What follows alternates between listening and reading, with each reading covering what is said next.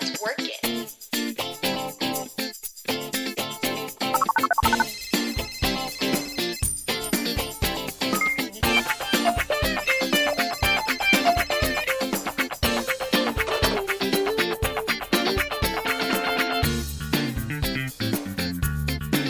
Let's work it. Hello, everyone, and welcome back to Season 3 of Work It, a UVic career exploration podcast. This season, we're speaking with some really cool alumni who are up to some really interesting stuff out there in the world of work. And we're also chatting with our amazing team of career educators who are here to help lead you down the path to a career you'll love. I'm so excited to get into today's episode. I've got a really special guest for you, but before we introduce him on the show, I'm your host, Emma, and today I will talk about the fact that I have never played an actual card game, and that's a really sad fact. I have dabbled in Pokemon Go, and that's as far as I've gone, and you'll see why that's important later. Today, we're recording at the University of Victoria, which is located on the traditional territory of the Lekwungen, Songhees, and Kosapsan peoples. We want to extend our gratitude for being here as uninvited guests and respect the ongoing historical relationships of the Lekwungen and Wasanich peoples on this land. We're so lucky to be here. It's such a beautiful, wonderful place full of rich culture. If you don't know much about it, I highly recommend looking into the history of this land. On today's episode, we're speaking with mechanical engineering alum Graeme Gordon, who ditched the oil and gas industry to transform his passion for Magic the Gathering, which is a trading cards game, into a thriving business. He's the founder of Trading Card Games Machines, which produces automatic trading card sorting machines for commercial use. In the past 4 years, Graeme's business has grown into a multi-million-dollar business with 20 full-time employees and machines operating in 10 different countries. Welcome to the podcast, Graeme. We're so happy to have you on the show. Hello, Emma, and thank you very much for having me. So, we've talked a lot about career pivots on this show, and you certainly take the cake for one of the biggest career pivots I've ever seen. And I want to go back to the beginning of your story. I want to know about the start of your career in oil and gas and hitting one of the industry's biggest busts in 2014. How did that impact you and your career trajectory? Yeah, it was an interesting time. I started off working for an oil and gas automation company. Many aspects of it were really great. There's very few industries out there where you will work on a multi-million dollar project and it will be put into the field immediately. And so it was an interesting place to start. Quite enjoyed it, but oil and gas never felt really like a good moral fit for me. Sure. So I kind of had put this time limit of about 5 years on my time in that industry. And serendipity would have it that 2014 was almost exactly 5 years for me. Once you decided you were going to leave the oil and gas industry, how did you decide where to go next? Great question. I didn't really know what was a right fit. I tried to leave once before I left officially. I had a 3-month stint as an elevator engineer. Oh, really? But it turned out to be incredibly bureaucratic, like so many layers. So you, as a consultant, would be hired on either by a property owner or an insurance company to assess or project for a new project. And then you'd have so many different stakeholders, and your job was basically writing reports between all these different stakeholders. After 3 months of that, I'm like, nope, I'm out.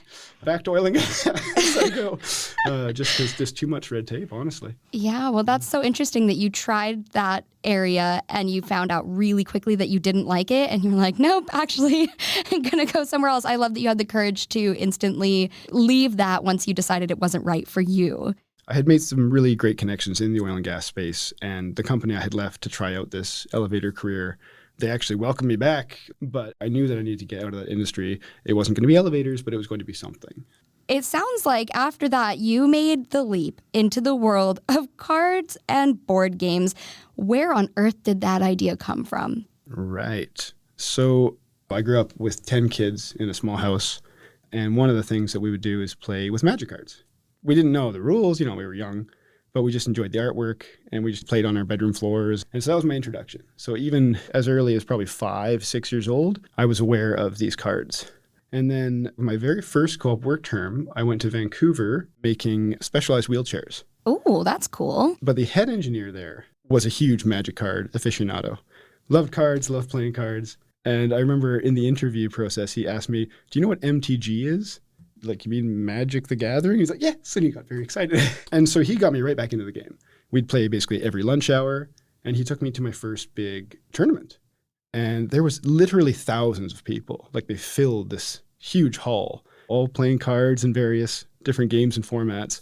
And that just blew my mind. I was like, oh, wow, this is not just little kids on their bedroom floors. All the people here are adults, probably average age, mid-30s. And so I got really into the competitive Magic scene, started playing on the weekends and at lunch at work. I was back in cards at that point. So then I finished my degree. I came out to Calgary after graduating because I did have competing job offers. I could have gone back to Vancouver doing the wheelchair thing, but oil and gas money was a little bit better and it just seemed like a better place to launch my career. But I kept up with the Magic cards, so. Right on. That's amazing. And for people who don't know, I know this game is very complicated because I have a friend who plays and he's tried to explain it to me many times and I still don't get it. So I know he can't explain all the rules or anything, but for those of our listeners who have never even heard of Magic the Gathering, can you just give the briefest explanation of what it is? Absolutely. In the game of Magic, there's many formats, but the typical one is going to be a one player versus one player. So 1v1 format. You both are powerful wizards and you are playing spells to try and bring your opponent's life total from 20 down to 0. You cast out creature spells, your creatures can attack your opponents, and you can interact with them in various ways. But it's actually quite a complex game, and part of the fun is just the strategic elements of it. Yeah, well, and I've heard from my friend that you have to have many, many different cards to play successfully, and you create your own deck sometimes, and there's a whole bunch that goes into having the right cards to play the game well. And I can imagine you might end up with a lot of cards that you don't know what to do with. And I wonder if you could tell me how that led you into your new career path. Exactly as you say, there are many, many individual different Magic cards. At this point in time, I think there's over 100,000 unique cards in print. And then each of those cards have variants on them, so like different artwork, different sets they're printed in. So that the total number of individual unique cards is actually over 1 million. And each one of those 1 million plus cards have different values. And so it can be a bit of an accounting and an inventory nightmare. So myself, as a personal player, I had accumulated a collection of maybe 20,000 cards. Oh, my word. It sounds like a lot. It sounds like a lot. Not that many, though. So one day, December 2014, I was laid off from the company that I worked for. Luckily, I had specialized in hydraulics, which, for whatever reason, is a fairly niche aspect of the oil and gas market. And so I interviewed at another company and they offered me a job the day after I was laid off, kind of thing. Oh, wow. So that worked out very nicely. But I wanted to take a little bit of time. So I just took 2 weeks in between and said, I'm going to just take a breather here. Yeah. Maybe I'll sort through my personal collection of 20,000 cards. And so I took 3 days, back-to-back 8-hour days, taking out duplicate cards, trying to assess whether there was any value in them, and just trying to pare that down. And at the end of that 3-day experience, I was pretty exhausted. And I had a roommate at the time who was a professional electrical engineer. And he's like, oh, hey, you should totally design a machine to do that. Seems like a repetitive, automatable task. So I started looking into it. I'm like, oh, that's actually a pretty good idea. And sure enough, there's a number of forums online where store owners have this problem, but at scale. Oh, yeah. I'm one guy with 20,000 cards, but there's stores with 20 million cards. And so that was kind of your light bulb moment. And so obviously now you're interested in this idea and you're thinking about how you could make it happen, but thinking about it and actually doing it are two different things. So can you walk us through that process of how you went from idea to, I'm going to make this a reality? Certainly. So here we are in now January 2015, still in oil and gas, gone to another company in the oil and gas industry. And I've had this epiphany that, okay, trading cards, there's a need for a mechanized product. And I spent the next year starting to design the initial concepts for a machine. I was very lucky in that my background was in mechanical engineering, in automation, and always working for small and medium-sized manufacturing companies. So I also had an amount of experience with how products are made. And so over that year, I started prototyping, came up with something that I thought would work. And then I called 200 board game, card game stores all across Canada and the United States. And the overwhelming majority, I think it was 92%, said that if I built some kind of a card sorting machine product, they would absolutely be customers for that product. Oh, cool. This is the key point. It's one thing to think you have a great idea. It's another thing entirely to validate that there's actually a market for that idea. And I think this is something that a lot of young, passionate, but potentially naive young entrepreneurs might miss this step. And it's a pivotal step, is you got to make sure there's actually a market. I went to speak with my boss, the engineering manager of that firm, and I said, I'd like to put in my resignation. I'm going to pursue this full time. So September 2016, full time, jumped into TCG Machines as an enterprise and an entity.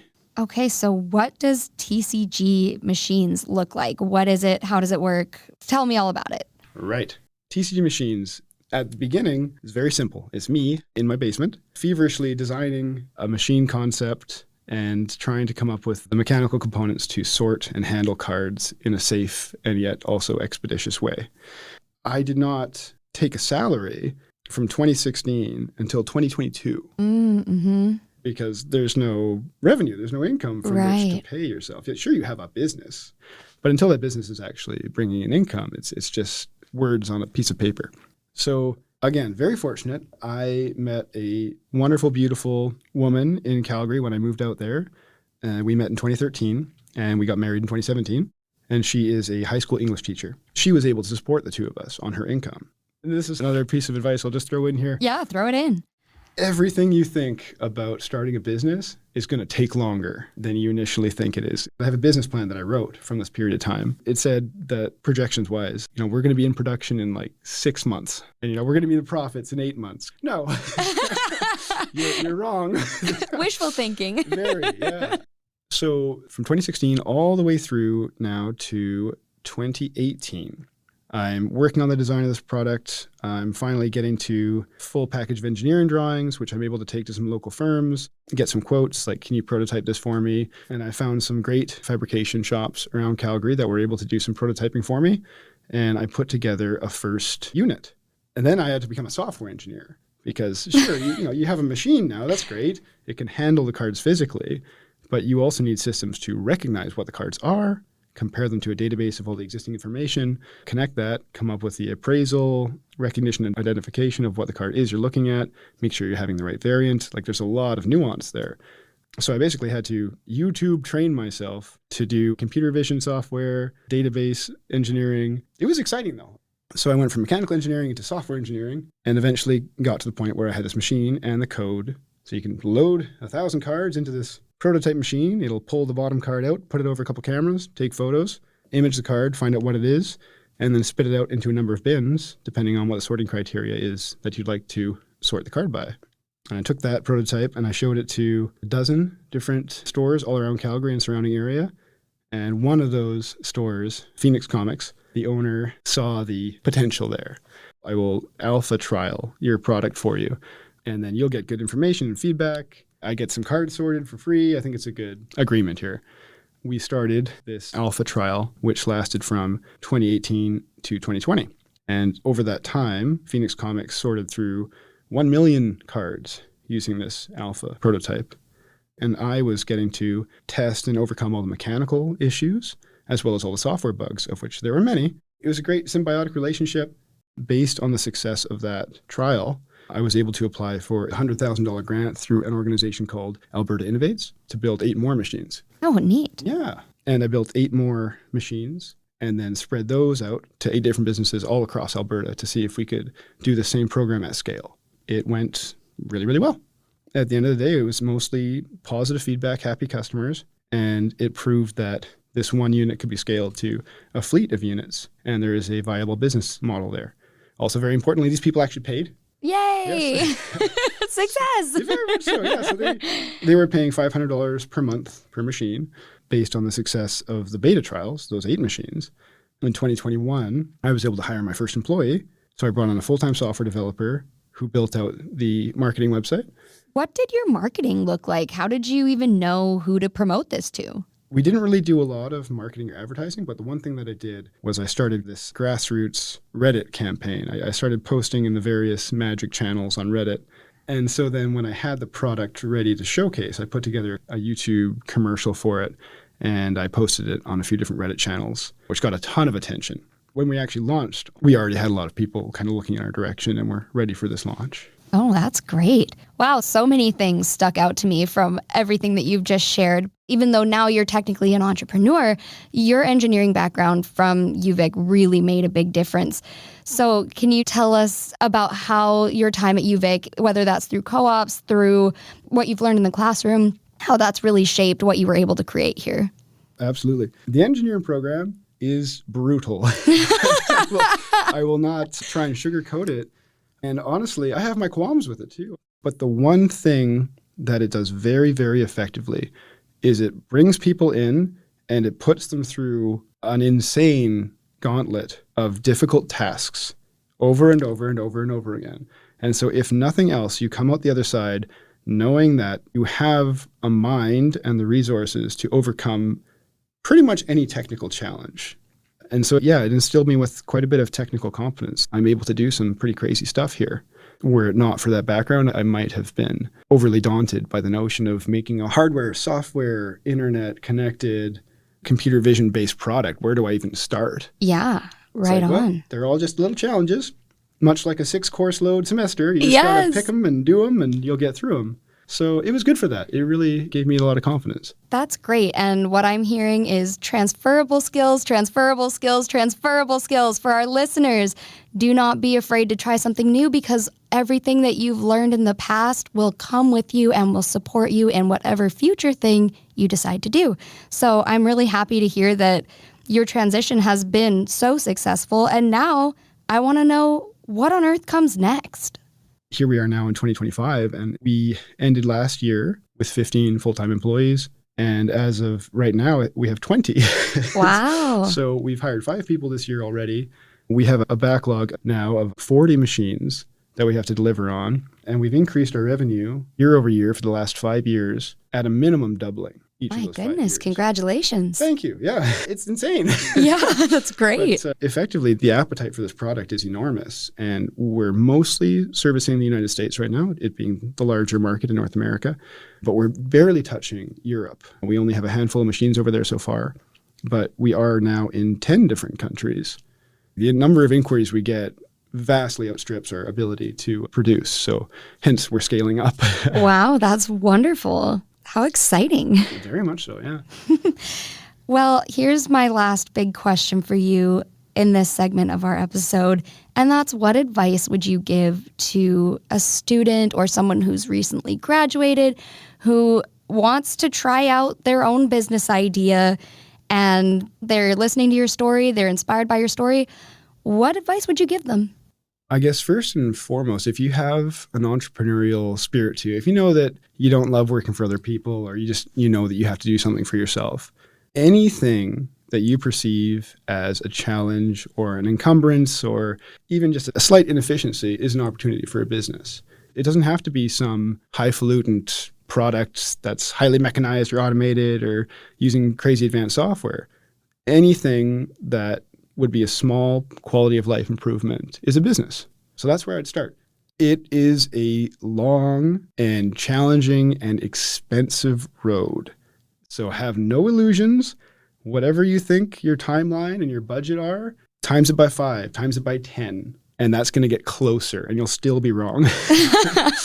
You got to have a support network. You need to be able to fund this venture. We live in a wonderful country in terms of its ability to support startups and scale-ups, and make sure you lean into the resources around you. Talk to your advisors, your professors at your university, because they're going to be involved in different programs. They'll be able to point you to the right people to talk to. Don't try and go it alone. You will not succeed. Yes. and help exists, so find it. And the last very, very, very important thing is that even when you've landed on that idea, and even when you're pretty sure it's a great idea, and it might very well be a great idea, that doesn't mean there's a market for it. You have to validate the market. Go and call people, interview people, talk to people. Don't talk to one person. Talk to dozens or hundreds of people. Validate the market. And then once you've done that, you can do the thing. Yes, that's great advice. I'm so glad that you shared all of that. I think it will really help out our listeners who have that entrepreneurial spirit for sure. Before we jump into our rapid fire section, what has been a surprising tidbit about your journey? I'll throw some mind-blowing facts out there. Trading cards are a massive industry. There is a Magic Cards Pro Tour. There is a World Tour. You can be a professional Magic card player. Wow. And gainfully employed doing that.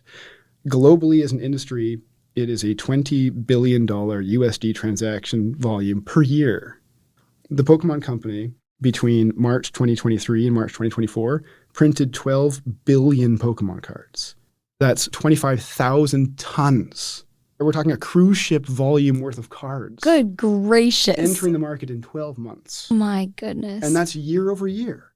It's mind-blowing. Oh, yeah, that is absolutely insane. Interesting tidbit. When I did the Reddit campaign and we launched sales, our 10th order for our machine was from Austin R. Post.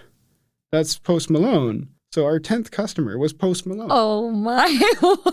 That's crazy. Isn't that crazy? That's crazy. So it turns out he's a big Magic card guy. He plays in tournaments, he collects cards, and he's one of our longest time customers. Okay, that's really cool. Yeah. And now everybody who's listened to this show before, you know what time it is. It's time for our rapid fire questions. Are you ready? Ready. All right. What was your favorite snack when you were on campus? Pizza and chocolate milk from Bits and Bites. Ooh, yum. If you lived off campus, did you live off campus? I did. I live with my parents down the road. Oh, perfect. What neighborhood? Right on the border of Fernwood and Oak Bay on Richmond Road next to Royal Jubilee Hospital. Nice. That's a beautiful spot. If you had a time machine and you could be a student again for one day, what would you do with your time? I'd play some Frisbee in the quad. I miss that terribly. And I'd go and party a bit because engineering, you just don't have the time. You're always focused on your studies. And I was always very jealous of my friends in different programs. And they would tell me their university stories. I'm like, that's very different than mine. What was the hardest engineering project you worked on during your time here? We did a project in our fourth year design course. And you could have either made a ping pong launcher for like a dog to play fetch, or a tennis ball hitting racket. Or the one that no one ever chose because it just seemed too insane was you could make a 6 degree of freedom pool cue actuator for someone to play pool that wasn't able to use their hands. Okay. And so myself and 3 or 4 other very ambitious people were like, let's do it. And we actually built a machine that worked quite well using bicycle cables and a small linear actuator on a $200 budget. You got to remember that this project is on top of the 6 courses and the 3 labs, and you're trying to do this more or less like extracurricular, difficult project. And I have no idea how we came up with all the time to do it, but that one sticks out in my mind for sure. Wow, that is amazing. Well, thank you so very much, Graeme, for coming on the show, for sharing all of your experience, your knowledge. It was really fun to talk with you. I loved our conversation today, and we really hope to see what you do in the future. Well, thank you so much, Emma. This has been lovely. And to all you aspiring students out there, stick with it, keep going, and be brave. It will be over one day, and you'll actually miss it. Hey, that's true. Work It is developed and distributed by Co-op and Career Services at the University of Victoria. It is hosted by Emma Olveland and produced by Joy Poliquin. Today's guest was UVic alumni Graeme Gordon. Our theme music and art were created by Emma Olveland with audio editing by Emma Olveland. To learn more about career possibilities and resources from UVic, visit uvic.ca/career-services and follow us, give us a comment or a like anywhere that you listen to podcasts.